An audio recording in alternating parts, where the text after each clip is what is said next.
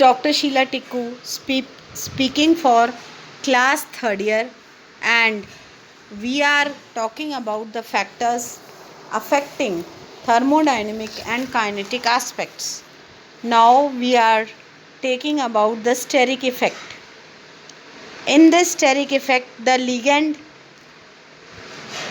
जो है वो दाता परमाणु पर स्थित हो तो लिगेंड के रिक्त स्थान नहीं रहता है। जब रिक्त स्थान नहीं रहता है तो जो लिगेंड है वो एक चीलेट से दूसरे चीलेट में जाता है और कई दफ़ा बाइडेंटेट या टेट्राडेंटेट या पेंटाडेंटेट लिगेंड बन जाता है। जैसे निकिल +2 आयन का 8 हाइड्रोक्सी क्विनोलाइन के साथ संकुल 2 मिथाइलेट हाइड्रोक्सी क्विनोलाइन के साथ संकुल से ज़्यादा स्थायी होता है।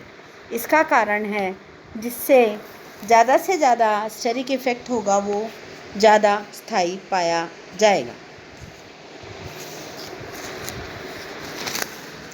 दूसरी चीज़ फोर्स्ड कॉन्फ़िगरेशन, बलकृत विन्यास, यानी बेरिलियम 3+ और जिंक 2+ में जो सामंजस्य है संकुल बनाने का वो दूसरे कंपाउंड्स में नहीं पाया जाता है।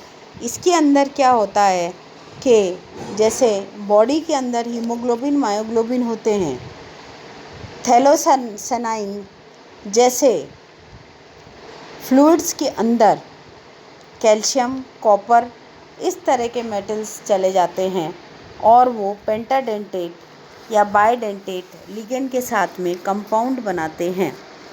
जैसे कि ट्रायोइन के साथ कंपाउंड बनता है जिसके अंदर के कॉपर 2 डलता है। फिर आता है आपका टेम्पलेट इफ़ेक्ट। टेम्पलेट इफ़ेक्ट के अंदर द्वितंतुक लिगेंड जो है वो इस तरह के कंपाउंड या यौगिक बनाता है। इसके बाद में हमारे पास आते हैं बहुत बड़े बड़े लिगेंड्स जैसे कि क्राउन 6। इस तरह के कंपाउंड्स जो हैं, जो बड़े बड़े जो कंपाउंड्स बनते हैं वो कैंसर के इलाज के काम में आते हैं। इनके अंदर 6 ऑक्सीजन 8 ऑक्सीजन 10 ऑक्सीजन ऑक्सीजन की लेवल बहुत ज़्यादा होती है और वो ऑक्सीजन की लेवल बॉडी में इन्फेक्शन को और दूसरी बीमारियों को ठीक करने के काम में आती है। इसके अंदर डाईहाइड्रोक्सिल 18 क्राउन 6 का पोटेशियम के साथ संकुल भी माना जाता है, जिसके अंदर 14 क्राउन 4, 15 क्राउन 5, 18 क्राउन 6 और 21 क्राउन 7 पाए जाते हैं। इनके अंदर कॉपर और बेरियम, साथ में लिथियम, सोडियम, पोटेशियम और रुबिडियम पाए जाते हैं। इसके अंदर नेक्स्ट प्रॉपर्टी है bonding ability of ligand. Ligand के अंदर अगर बंध बनाने की क्षमता अच्छी पाई जाती है तो वो धातु के साथ अच्छा बंध बनाएगा और अच्छा बंध बनने के बाद जो चीलेट बनेगा वो काफ़ी स्ट्रॉन्ग होगा।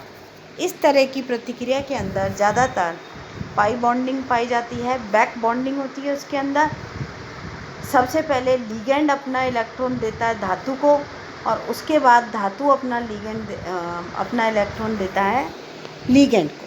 इसके बाद में आते हैं आपके मैक्रोसाइक्लिक इफ़ेक्ट। मैक्रोसाइक्लिक इफ़ेक्ट के अंदर बड़े बड़े जैसे इथाइलिन डायमीन जैसे लिगेंड्स का इस्तेमाल किया जाता है जो बड़े बड़े चीलेट्स की फॉर्मेशन में काम में आते हैं।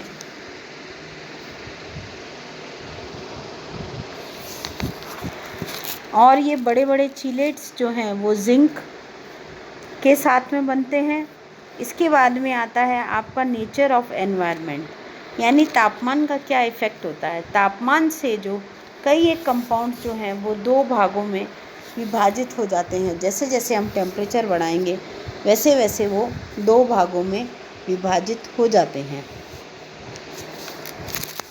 दूसरी चीज़ है हमारे पास कंसंट्रेशन जितना ज़्यादा होगा उतना ही कम बनेगा लिगेंड, जितना कम कंसंट्रेटेड होगा उतनी ही आसानी से लिगेंड बढ़ेगा। जैसे कॉपर क्लोराइड जो है वो वाटर में आसानी से बनता है, और अगर आप उसको अमोनिया में ले लें तो बहुत ही कम बनेगा, और वाटर के अंदर वो कॉपर क्लोराइड ब्लू कलर का सॉल्यूशन देता है। इसी तरह कॉपर साइनाइड जो है वो गुलाबी रंग का देता है, और आयरन जो है वो कलरलेस रहता है। इसके कारण है कि ये अलग अलग लिगेंड के साथ अलग अलग तरीके से कंबाइन करते हैं।